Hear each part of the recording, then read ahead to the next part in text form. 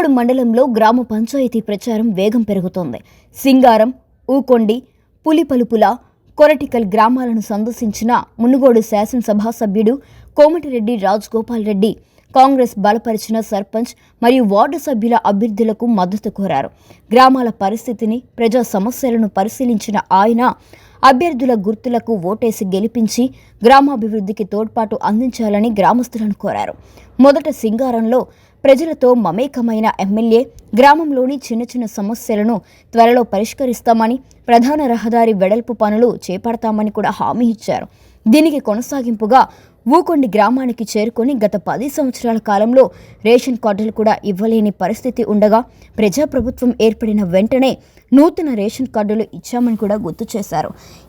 ఇప్పటి వరకు అమ్ముకునే పరిస్థితిలో ఉన్న రేషన్ బియ్యం ఇప్పుడు ప్రతి కుటుంబం వండి తింటుందని ప్రజలకు వివరించారు.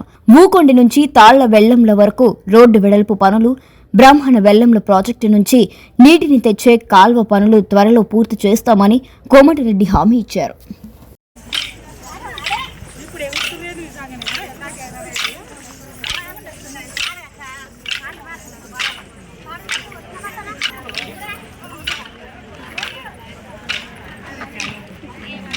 అందరికి కూడా, మహిళా సోదరులందరికీ కూడా నా హృదయపూర్వక నమస్కారాలు.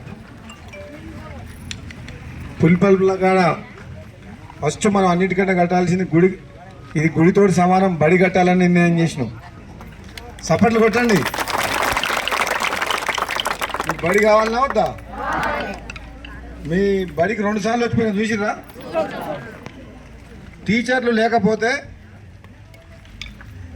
నేనే సొంతంగా ముగ్గురిని ఏమంటారు వాళ్ళని